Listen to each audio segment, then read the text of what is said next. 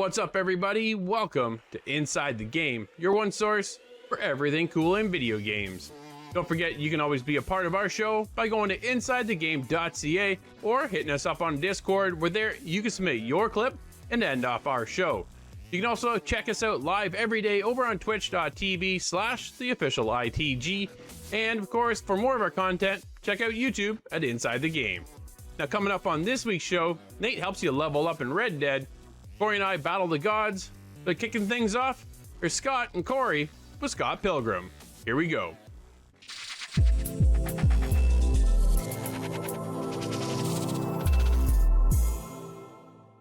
Scott, this week we're jumping in as Scott Pilgrim, and we're facing the world.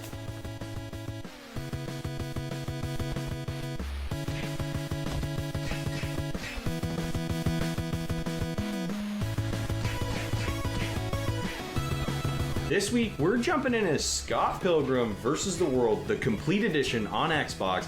This is kind of not a reimagine, but just kind of a redo of the original game from 2014, which actually turned out to be pretty popular. It was a little bit niche because of the style of game we're playing here, Scott. It's a 2D side-scroller, kind of Streets of Rage style beat-em-up game. And you know what? It's definitely got its fan base here. People that were fans of the movie, I think, really enjoyed the game when it originally came out. So when the game kind of disappeared after a couple of DLCs, people were kind of wondering what happened to it. And then they brought it back here for 2020, and people were getting super excited about it. What did you think kind of jumping into this kind of refreshed version of the game? Well, I had a very short experience with the actual original version of the game, so it wasn't quite the best for me to look at as a brand new imagining. It was just kind of overall a whole new concept for me. I'm not a stranger to the Streets of Rage types of games. They're something I have experienced quite a bit. So getting into this one, I noticed a few things. There's definitely an interesting universe here that they put forward for those, especially those who enjoyed the movie. I know it's kind of a one-to-one, but there's also a little bit of I'm not sure how to explain it, but the combat is just a little rough, if that makes any sense. And it's to do with, I think at least it's to do with the RPG leveling elements that are in the game that allow you to grind over past levels and get more experience as you go, making your character much more effective later on. So for the early game, it's kind of a little rocky, but you get past some of these roadblocks and the game gets a lot smoother after that. I certainly enjoyed taking a look into this little world. You start off in the snowy streets of Toronto. I thought that was really cool. Yeah, it's awesome. And it was an interesting kind of refreshing take, because I don't get to play a lot of these games. So this was good for me. But what was your first impression of this one? Well, you know what? Like you said, it's not a game, at least a genre of game that I've played in a while. I guess most recent kind of feeling of a game like this is like the old Ninja Turtle games. Like, you know what I mean? Where you're roaming around the streets. Because this game, you can play 4-player couch co-op or 4-player online. I've heard the online is a little rocky as far as lag is concerned, and obviously couch co-op isn't as easy to attain nowadays, but it's also an option. And the fact is, this game is definitely a lot more fun playing with someone. You can play through solo, but if you jump in with friends, you're gonna be almost overwhelmed with the amount of enemies they throw on screen. There are a ton of enemies here when you start playing with multiple people, but this game is definitely a solid game in a solo playthrough. It plays through anywhere from about 4 to 6 hours, so you're not getting a ton of playtime here as far as the initial run through, but I feel like there's a lot of replayability here because there's a lot of characters you can play as, and like you said, the early on is tough because there's a lot of grinding to kind of get your character and their abilities up to kind of snuff to be able to take the damage that you end up taking as you get onto some of these farther levels.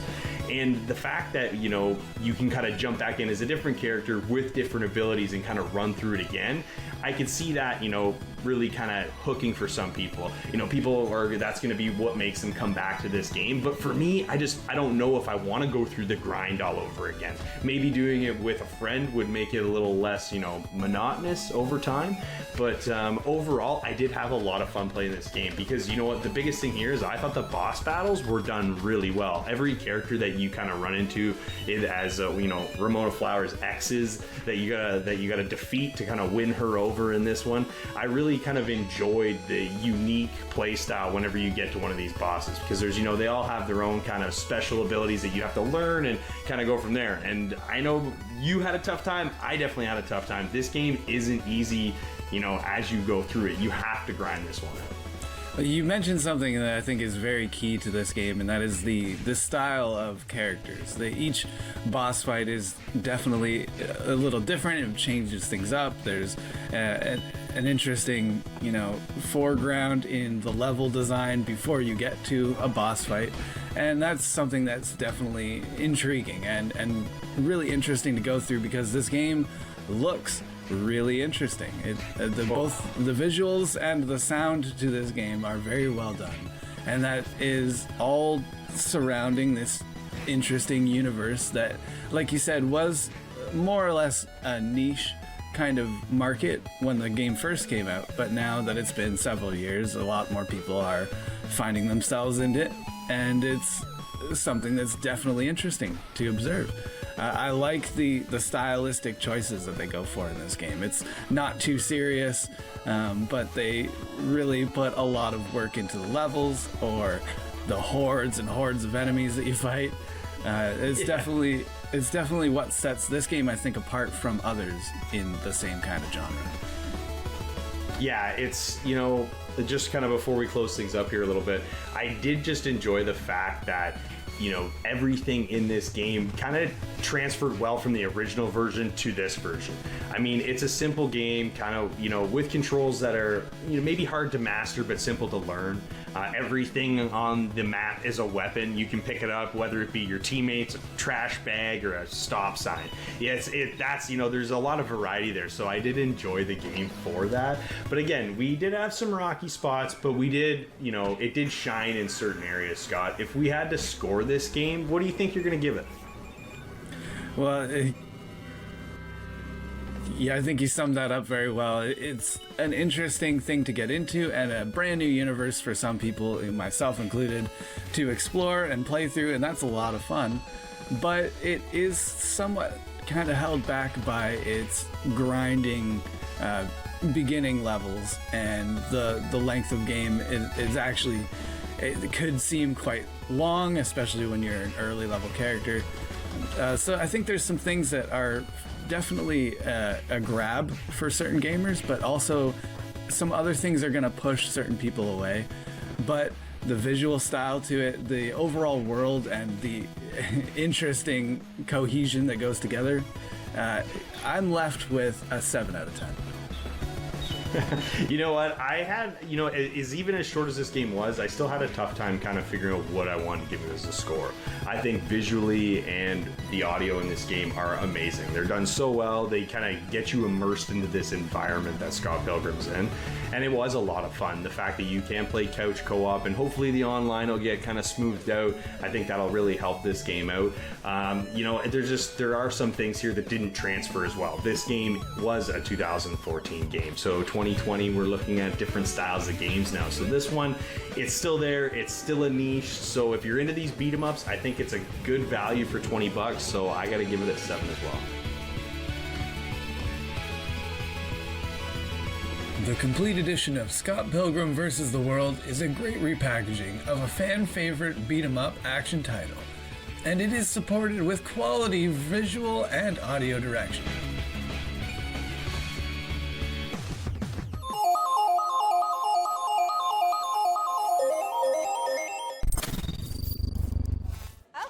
Hope y'all like this one.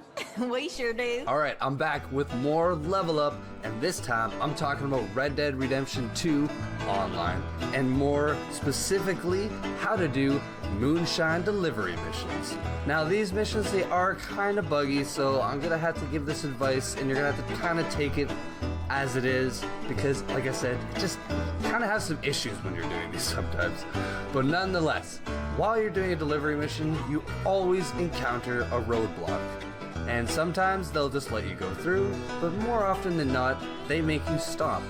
And in this case, I suggest, especially if you're playing solo, that you just wait it out. They typically will just inspect your wagon, even though you can see the moonshine very clearly in third person view, but they inspect the wagon and don't give you away. It's pretty sweet. They just kind of let you push forward, and then you continue your mission and deliver the bounty. There's no repercussions. Usually there are no people that come and attack you or follow you after, so as a solo player, I definitely suggest you take the less aggressive route. Now, if you're playing in groups, I would suggest if you have a friend with you that's on his horse, you get him to cycle quite far away. This, for me, when you get to these roadblocks, if they're in the middle of the roadblock, they seem pretty sus, and they just start opening up and attacking.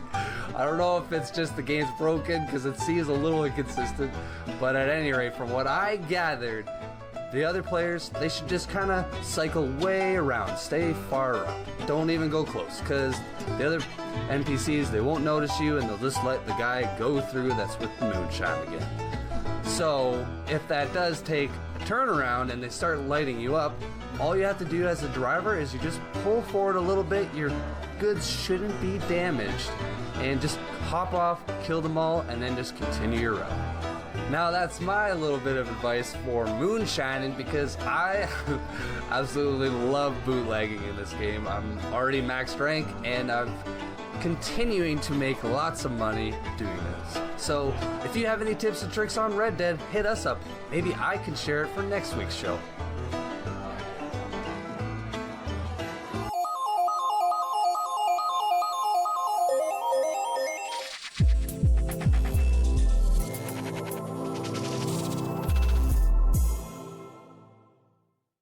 Drew, I've had it. This week, we're taking down the gods.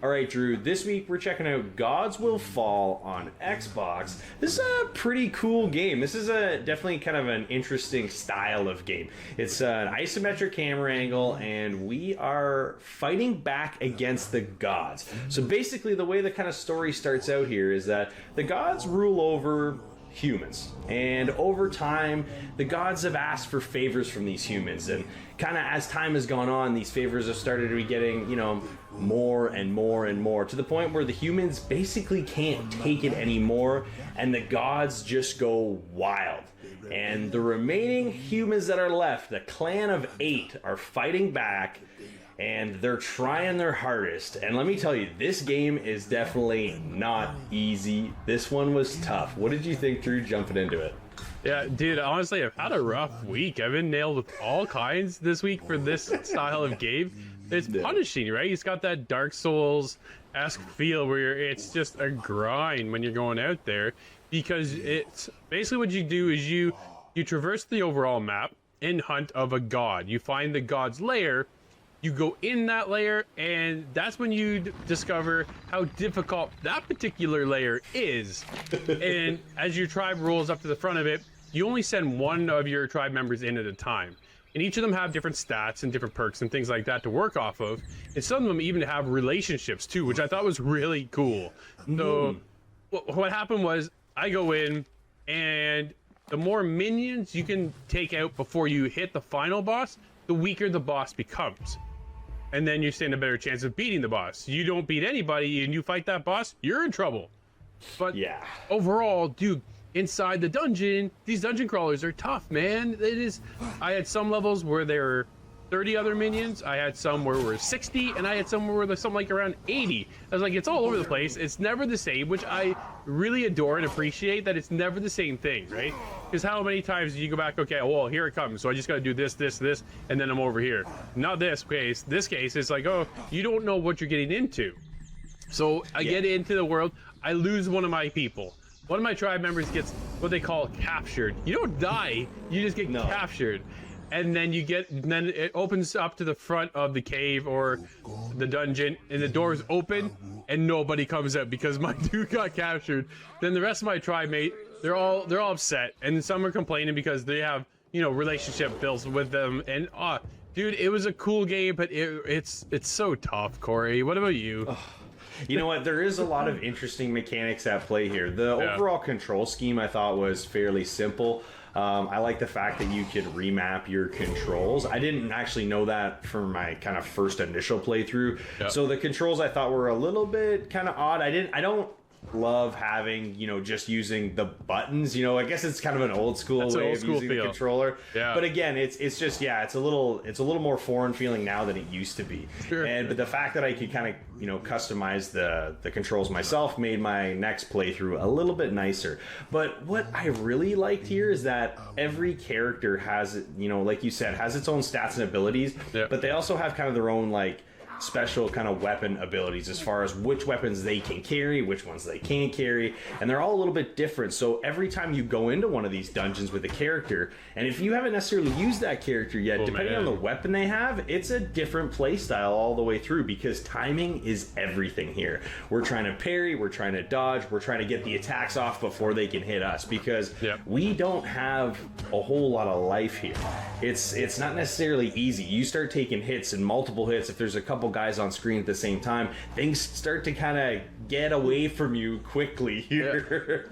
And it's not even just the enemies in the dungeons. I found when you're traversing these dungeons, which look amazing, by the way, I think the environments, they're all kind of a different environment. You know, one was very rocky and kind of, you know, more like in the mountain range, and then I did one that was more like a jungle, and I heard you were saying you did one that was like underwater. So cool. They're all kind of, you know, they all have their own themes, I guess you want to say. And that's really what I liked about this, is that kind of every step of the way here, there's kind of this, you know, customization element that you don't necessarily see right from the get-go, because when you get out of the dungeons, if you beat them, you also bring weapons that you find, and you can, you know, dole those out among the party, because some you know, weapons, certain you can upgrade from, you know, they have like a 1, 2, 3 kind of star rating, so it's kind of nice to be able to, you know, upgrade as you go, because as these dungeons get more and more difficult, need that extra power to take down some of these larger enemies. No, absolutely. I thought the enemies were cool. One of the parts, as you're beating the enemies and your health depletes, you also build this, what they call the bloodlust. That's it, the bloodlust. It's like a meter, basically. And the more you're able to build that meter by knocking out or taking out more enemies, you're then able to regenerate your health. So it kind of helps you keep your life a little bit longer in some of these levels than you maybe not up to in the very beginning, because the more you just get beat down, the more you just get beat down. And so it was nice to have this kind of a risk reward in a sense, Corey. You know what I mean? That you're able to battle it out, and then sometimes if you're able to pull it off, then regenerate your health. So it's not like just this regular regeneration over time. You need to actually achieve something in order to build that back. I thought it was very cool. One of the things I wished was implemented was a map. I know it's, you know, it's regenerated every time. It's all new kind of thing, but at the same time, a map of where I've been, because some of these worlds, you just get lost looking for the boss. And then other times, I ran into the boss by accident because I really was just hunting other minions before I went to the boss. So, you know, you kind of keep going, you traverse, and you just stumble across the boss. And then I just got labeled, and I lost my character, and they're captured. So, holy crap. It's definitely punishing. But like you said, each world is so different. I think that was one of the coolest parts, man.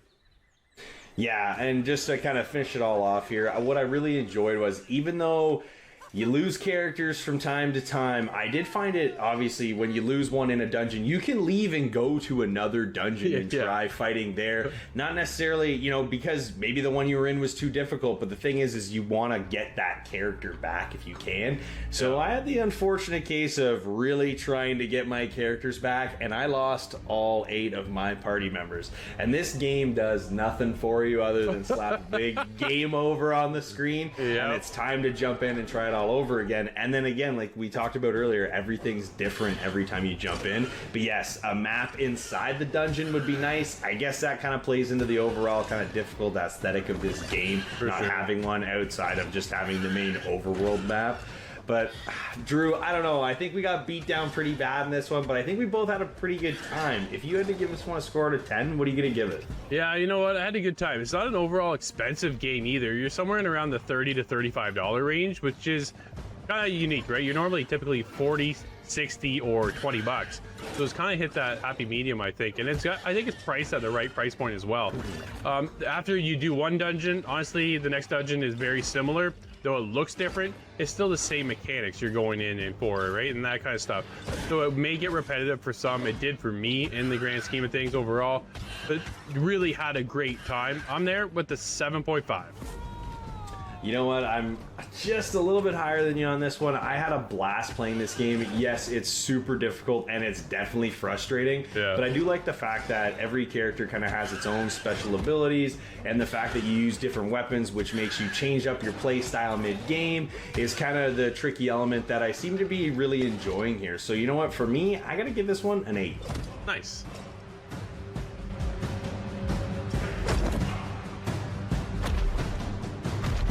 Challenging combat surrounded by a variety of environments really mixes up the gameplay here. And if you can master the controls, you may have the gods bowing down to you.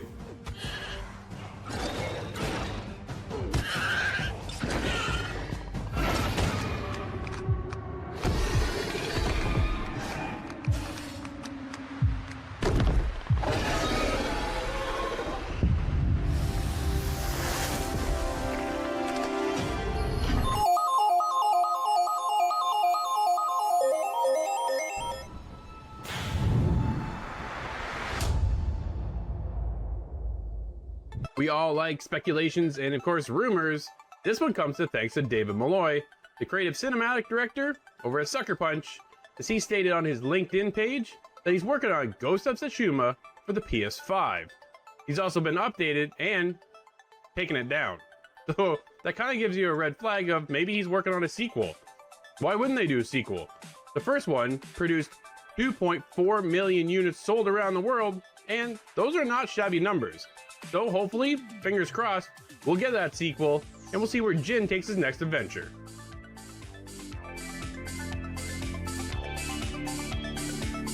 So we're a few months removed from the next-gen console releases. Whether it's the PS5 or the Xbox Series X or S, it's been difficult to get your hands on one. If you have, congratulations. If you haven't, keep fighting the good fight. But unfortunately, I got some bad news. AMD President and CEO Lisa Su has come out and said that for at least the first half of 2021, there's going to be a shortage on AMD chips. So those are the processors used in the Xbox and the PlayStation, also the PC market. So overall, this is kind of a terrible thing. It means things are going to be just as slow moving as they currently are as far as how often they become available, because I know here in Canada, we are definitely getting a lot less restocks than, you know, our friends down south. So definitely chances to get them are few and far between, and at least for the first half of the year, as per AMD, it's going to be just as difficult to get your hands on one. And Xbox has actually reaffirmed that by coming out and saying that it is going to be a bit of a battle here in the first half of the year to get your hands on a next-gen console. So if you're waiting for one, you gotta keep waiting. But let me tell you, I got one the other day, finally, after trying tons and tons of times. So you gotta keep going with it, because eventually you will get one. But you know what? Sometimes patience is the best thing you can have. I know it's tough, but it looks like we're gonna be waiting regardless.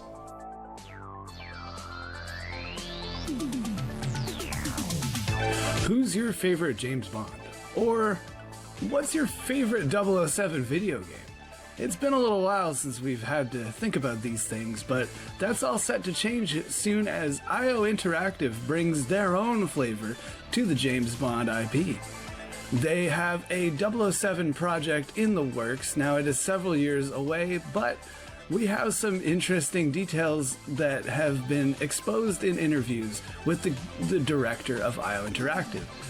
They are set to make their own original story, and furthermore, their James Bond will be a completely original character, not based on any actor. Now, we don't know too much about 007 Project yet, but we do know that it will be made with Glacier, the engine that IO Interactive uses for the Hitman series. And even more interestingly, this may not be one project. 007 project might actually encompass a new trilogy.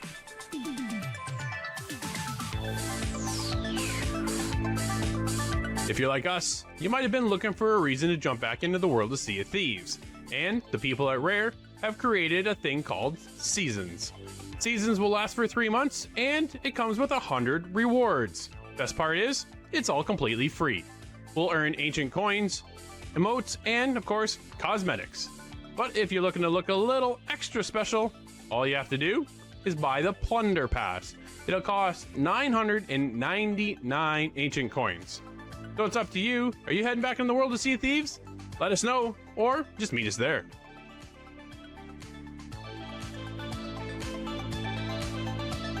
Alright, big news coming from Borderlands, and this time it's not about a video game, it's about a movie. Yes, we're getting a Borderlands movie, and we have 2 confirmed actors, Kevin Hart as Ronan and Cate Blanchett as Lilith. Oh, this is exciting. I love both these actors and actresses. They're great. Kevin Hart's hilarious, so him being Ronan in this gives us also a little bit of information on the story. Borderlands 1 and 2, they had Ronan, but not Borderlands 3, so I'm guessing that Borderlands 3, we're not going to get a movie of that. So what do you guys think? Is Borderlands movie, is it going to be the first one or the second one, or is it going to be 1.5, or is it going to be something completely different? Let us know what you think.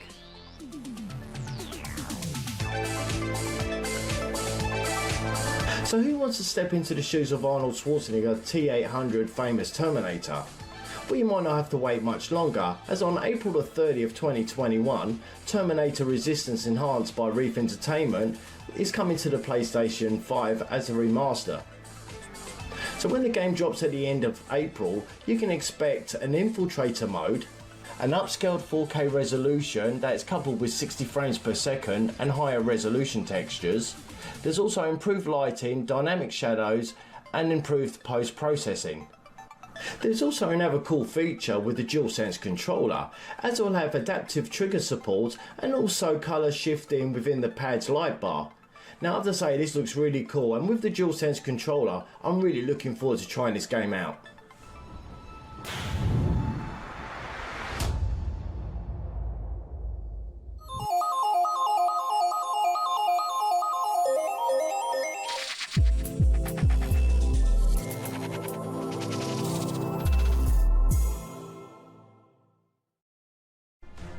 Well, Nate, it's the week of punishment.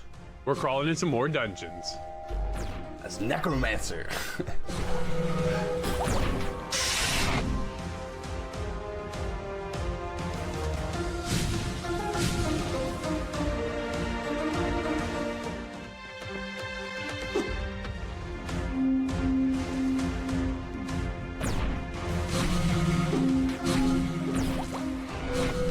Nate, you and I are checking out Sword of the Necromancer over on Xbox, and I'm gonna be honest, not my particular style of game. It seemed to be that kind of week, this kind of episode for me, but it does kind of get me to branch into some of these tougher games. And honestly, dude, this is one of the toughest ones I've had all week. What do you think of Sword of the Necromancer? Oh man, this action RPG roguelike experience, actually, I enjoyed this one, man. To be completely honest, Sword of the Necromancer. The name of the title kind of gives it away. Yep. The whole idea is you obtain this sword and you're trying to resurrect your friend or your lover. And man, I actually really like the whole necromancy side of things. I love the whole idea is as you're killing enemies, you can resurrect them. And not only do you resurrect them, you can actually level them up through experience, which I thought was a great touch. No, absolutely. I thought it was very cool to be able to do something like this. I don't think, honestly, I've ever done it in a game before. To be able to use those that you just finished defeating, I thought was really cool. The overall story, Nate, you know what? The game has, to me, there's 3 different art styles within the game. There's one, it's got this anime cutscene style. then there's the main page itself. It has this, what I consider, I guess, to be like a high def, pixelated vision of what they were telling. And then there's the actual gameplay. And for me, it was a little bit jarring because we were all over the place. And I really wish they would have stuck with that HD kind of a pixelated style. It is, you know, it's there, but you got the shadows, you get the detail, you get a lot of that crisp looking pixelated art at a higher resolution, I think, than that old 8-bit feel. And not that Sword of the Necromancer's gone for that 8-bit feel either, but there's just so many different versions of the art style as they're trying to portray this story of you trying to help your, like you say, friend or lover in this instance, with the fact that you're using the Sword of the Necromancer and you're going to defeat the overall boss and hopefully maybe resurrect your friend in the long grand scheme of things. But it's kind of just, honestly, dude, it's just, the game just beat me down over and over and over again. Yeah, the game, one thing they do have is difficulty settings, and amongst that, some more, yeah, well, okay, so you don't actually unlock the game settings until you beat the first boss. So man. for some that might take you a while, but, that's just a weird, kind of a weird thing that they have in the game, but Yeah. once you actually unlock it, you have difficulty easy, normal, hard, then actually have the ability to make your experience even tougher, where you can make it that your level resets.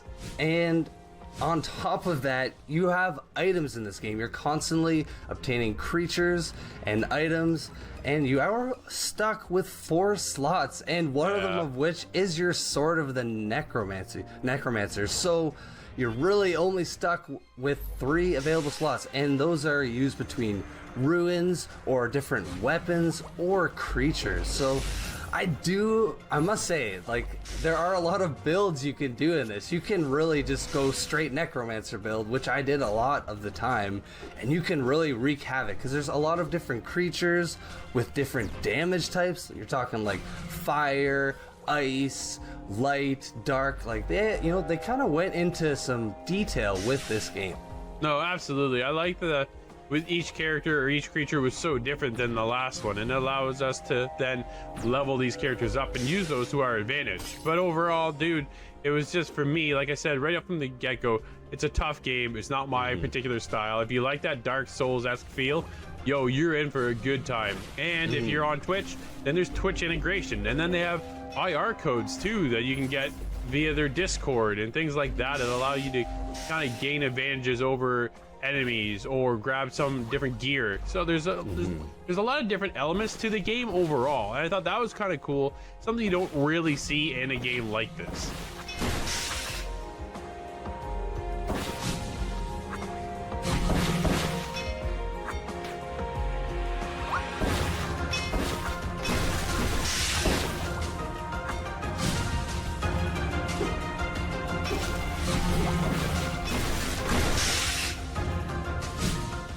Nate, I've been battled down enough thanks to the Sword of the Necromancer. For me, the mix of art styles was a little bit off-putting for me.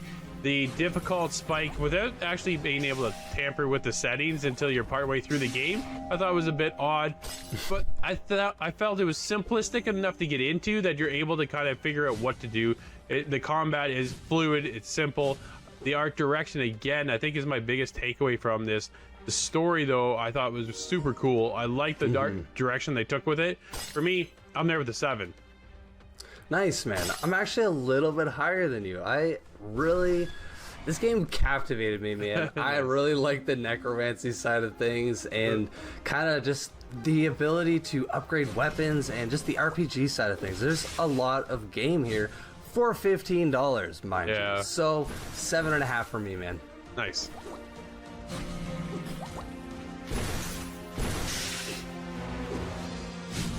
A captivating story presses you through each dungeon as you kill and resurrect creatures along the way. The variety of builds in Sword of the Necromancer offers a unique experience to the roguelike action RPG genre.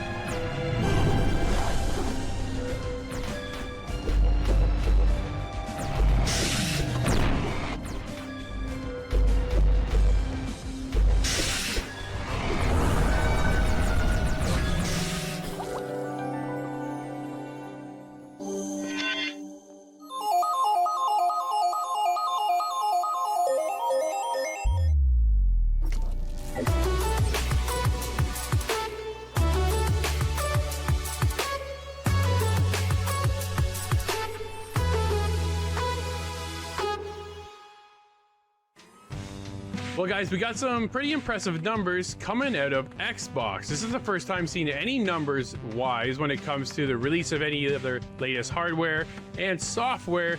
We don't normally see a lot of numbers coming from them. Mostly what we see is numbers from PlayStation. Why? Because they've been running over everybody over the last generation. But now, thanks to Bethesda, Xbox has some impressive numbers. Basically, they've made enough money to pay for Bethesda twice in 3 months. Corey, what do you think of these numbers, and what does the future of Xbox look like? Well, you know what? I think a big driving force here and why, Microsoft has done so well over the last little bit, obviously, is because of new console launch, right? Yeah. Where, we didn't get those exclusive games necessarily that everybody was hoping for at console launch, but what Xbox has is the best gaming service out there. Nobody can touch Game Pass, and anybody that has it like us or has at least tried it knows that there's so much at your fingertips there that it makes sense to just bundle it together with your Xbox Live. And I think more and more people are starting to catch on to the fact that Game Pass Ultimate is the way to go when you're playing on Xbox, right? I don't think any of us can complain about that service. The price of it is fair for what you're getting.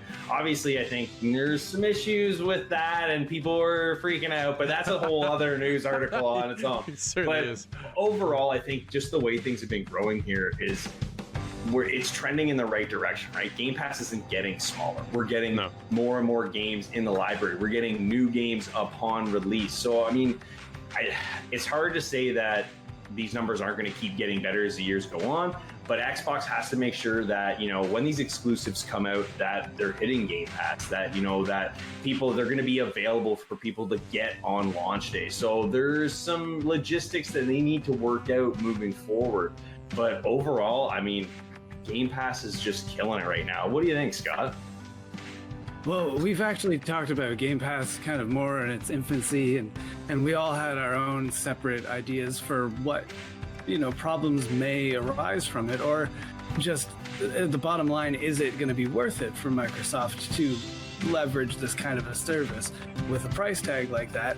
But these numbers that we are seeing, especially in the current day, are just insanely huge. It seems that it was somebody's really good business decision to go with Game Pass and offer that. And I believe the number is something like 18 million Game Pass users. Yeah. That is an extremely huge amount of people. and that's a lot of people that are also going to be now branded on the side of Xbox. They're going to have these memories with these games and these services, and this first party titles coming day one is going to be a standard that a lot of people get really used to and really enjoy. And I think that's going to matter a lot, even when it comes to the next console launch. But we're in the midst of this console launch, so it kind of makes sense to me that they would be experiencing a lot of growth. But the numbers just are so insanely high. It's really something. It has to be record breaking. Yeah, man. Well, like with 100 million Xbox Live Gold users, that number's really what staggered me, because we knew that a few months ago there was 15 million Game Pass users, which was huge. So the fact that it's boosted another 3 million, that's pretty wild. But hearing 100,000 live members like that number is what really just is insane to me. I would love to know, how much is on PC of this user base, but we don't have that much information, unfortunately. But now it's obviously it has something to do with the fact that we're all living in this world called COVID-19 has all pushed us to home. So what do we do in that meantime? Well, a lot of people picked up Game Pass. A lot of people picked up the Xbox Game Service, and that's where they're thriving right now. So yeah, Scott, you mentioned, when they started this in the infancy stage, we're like, what the heck are they doing? Yeah. Well, boy, hasn't that paid off, right? Then they get the acquisition of Bethesda, and I think that really has a lot of... Yeah, and EA played. So they have a lot of pull there now, what they didn't have before. So people are starting to recognize that Xbox is here. We're still definitely waiting on first-party titles. It's been forever since we've had an exclusive on the Xbox platform. PlayStation seems to be pumping one out every month or every other month. So, they have a great service over there, but now what they're working towards on Xbox, I think, is what they've been lining up ever since Don Maverick left Xbox and Phil Spencer took over. Phil Spencer came out and apologized for the shortage of the Xbox Series S and X and said they're trying to get as many new units out into the public hands as possible. You know, and then they've seen a rise in profit go for 86% now because of new hardware. You know, and then they get revenue share that's gone up 50% because every time they sell a game, that's profit. Every time they sell a pass, that's more profit. And just other first party, you know, trinkets and things like that that they pull out of their stores. When you buy something on Sea of Thieves, that goes towards Xbox. It goes towards Rare, so it helps build their community. I think that's what they've done the best, is that they didn't just go, here is the Xbox console. No, instead they went, here's the Xbox brand and service, aligning it with Bethesda and Game Pass and making it as a whole package. And I think that's why we're seeing numbers. Exactly. Yeah, man. Playing with your friends on all platforms. Like, Xbox is like, you know, they're creating a community more or less, I guess. That's the way I look at it. Yeah, absolutely. Couldn't agree more. Let us know if you're playing any Xbox. Did you get Game Pass? We all got it. InsideTheGame.ca.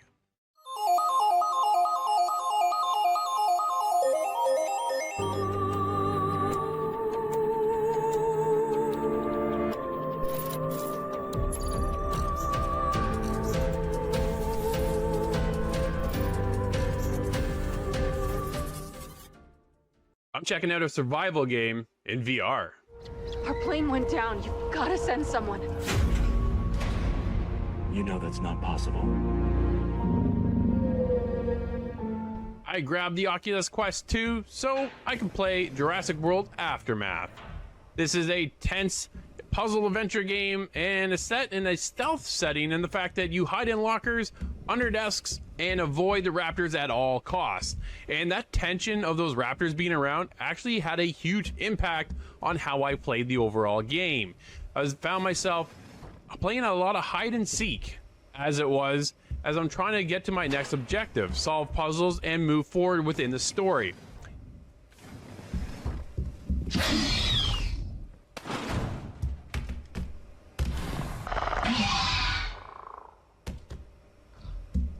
The story takes place 2 years after the fallen events from Jurassic World, and we're set out on a quest to gather valuable research material. Now, I spend a lot of my time in either under a desk or in a cupboard or in a locker, trying to avoid these raptors at all costs. And in the world of VR, having a stealth game like this does really intensify things when you have a nemesis like a raptor that can, well, eat you. I did jump a couple times. Actually, I jumped a lot because you don't expect some of these things to happen when you're right there. You think you're good, and other times I didn't see the raptor around the corner at all, and like I kind of yelled actually.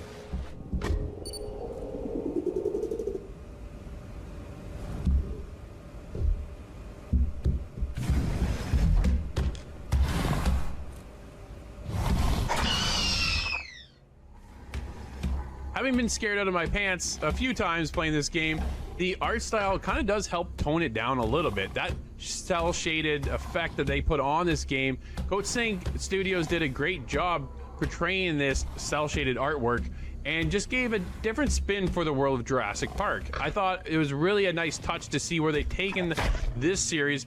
Now, this is only part one of the story, and it doesn't go on for very long. You can wrap this up in about 3 hours. Overall, I had a great time, and it's definitely one I highly recommend over on the Oculus and Oculus Quest 2.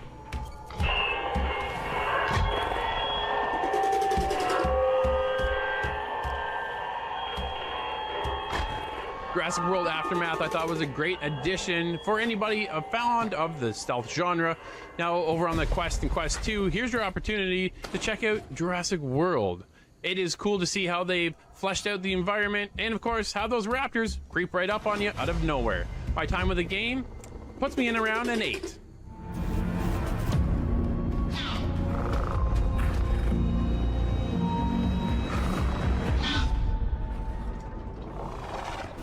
Jurassic World Aftermath is a quick, bite-sized stealth survival game that will have you looking over your shoulder as a raptor breathes down your neck.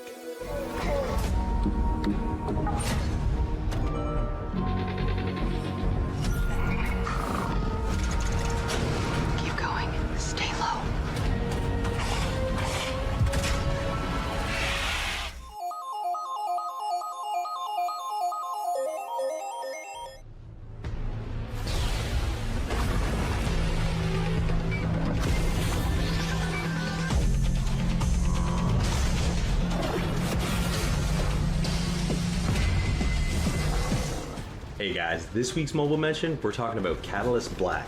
This game's available on iOS and Android. It's a really cool shooter. You can jump in, it's 10 on 10. We've got kind of this wild, like, it's a MOBA style kind of arena shooter. And this one was a ton of fun jumping in. There's a lot of customization in here. The game flows really nicely. It feels really polished. And you can, in fact, actually jump in and harness the power of a primal god, which actually allows you to turn into this huge beast on the battlefield and you just rip through the other team. And you have the ability to kind of change this, you know, huge monster as you go through kind of the gear abilities and gear upgrades you have in this game. And there's a ton of them, whether it be your primary or secondary weapons. There's kind of a ton of variety there from what you can kind of choose, so you can really tailor your play style.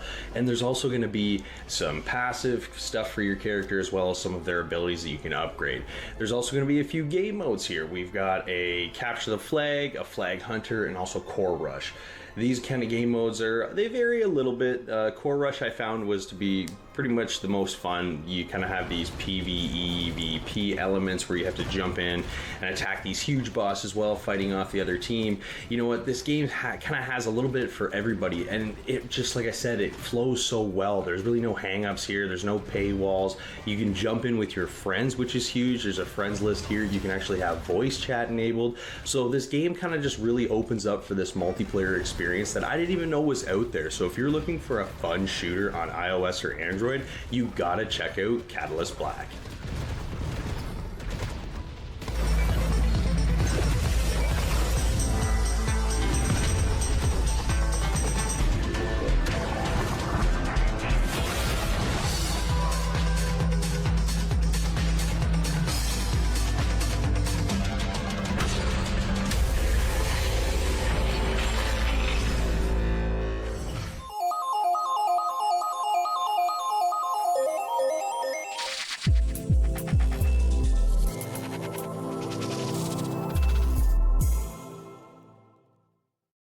Scott, I don't know about you, but I died more than twice.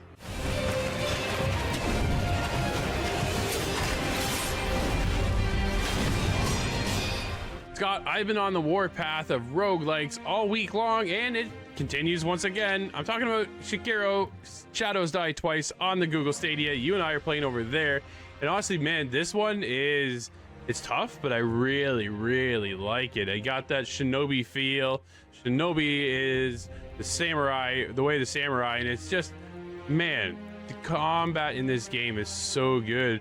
But once again, it is tough. Dude, this is not my genre. Obviously, we talked about it numerous times, but the game, from the story to the combat to the way you traverse the levels and the creatures and everything around the world of Sekiro, is just so perfectly done from Software that they know exactly their style, and it fits them very well. What was your time with Sekiro Shadows Die Twice? How's that going for you? Well, you said it correctly. This is a From Software piece, and It is exactly what they are known for. Extremely punishing, but you put in the time and you go the distance, and it's a lot of rewarding feelings coming with that. It's definitely a difficult game to get into, and this is my second time around on this one. But I have kind of tried to struggle with it, and I'm enjoying my time, to say the least. There is definitely a lot of difficulty that hits me early on, even just with named generals being hard to defeat in battle. Yeah. And something that comes back to me is this really flushed out, beautiful world and landscape to explore. And there's a lot of hidden, kind of not so obvious things in the world. It's exactly what I enjoy from Software, and it was really interesting to take a look at this one on the Stadia now. How well did it run for you on Stadia? I had no issues whatsoever, man. This thing ran so smooth, it was perfect. I've had slight hiccups here and there, but I know it's related more to my internet service provider than anything. My internet takes little dips quite often, and Stadia, unfortunately, is impacted quite a lot by that. But it was not terrible. I definitely was able to play the game on my schedule, and I had a lot of fun with it. No, it's definitely cool. From Software, obviously known for, like you say, these punishing games, right? Bloodborne. We're getting into Sekiro here with this one, and it's just one after another. Honestly, it gave me the feels of Ghost of Tsushima that we played not too long ago as well. And I love the overall feel and the direction they've taken with the game. It's open world-ish, that you kind of have a linear yet open path on how to kind of traverse each level. And the fact that you have this grappling hook and other mechanics within the game just add to the intensity that brings everything to that next level. They do such a good job when you get that role of the shinobi, and the character interaction is, I think it's stylized in the right sense that you get the impression of where you belong, in that sense of being in the world, and you just want to keep know more what's going on, not only with the world but the story itself, because everything here, dude, is so cool.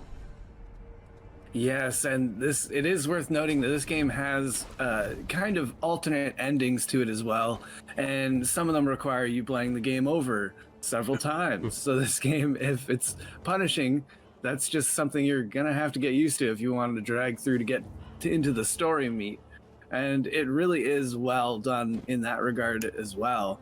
And even just artistically, the world looks amazing, and the different kind of eco zones that you go through look all really great and varied.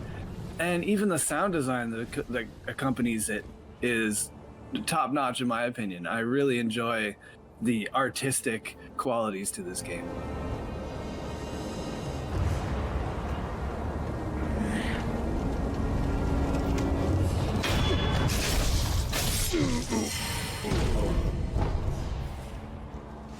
Well, Scott, I think our time has definitely been more than twice as we played this game. Keep going and going, and back for more punishment. It just really doesn't end. It just keeps going forward. But there's so many good points about it that you want to push yourself further within the game, whether it be the actual upgrade system and the other Buddhas that you can run into to get your other perks, and so much that it have you just hooked for hours playing Sekiro Shadows Die Twice. And for me, I've had a blast. Definitely not my style, not my forte whatsoever. So for me to actually get hooked on a game like this where I want to get punished is kind of new for me. I've had quite the week, obviously, but it's been a great time playing this one, and dude, I gotta give it a 9. That makes a lot of sense. This game is some kind of caliber that is punishing but very rewarding. It's top tier development in my opinion, and it has these offsetting systems to kind of get you through the trouble. The Buddhas you rest at to regain your life bar. Yeah. The fact of the shadows die twice to end your gameplay. The resurrection's really fun and interesting way of keeping that combat going. But it did take a slight hit from the Stadia server side for me, which leaves me with a 7.5. Nice.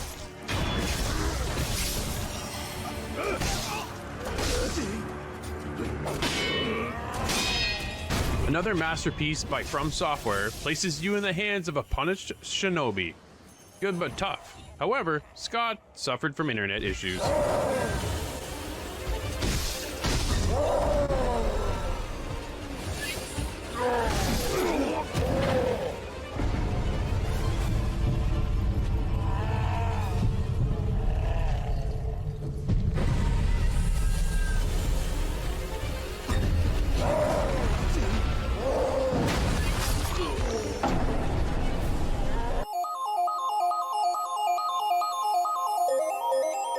Well, that'll end things off this week. Thank you for hanging out with us. Don't forget, you can be a part of the show. It's quite simple. Just go to insidethegame.ca or hit us up on Discord, where there you can submit your clip, just like Solo Raindrop did. Here he is with some Red Dead.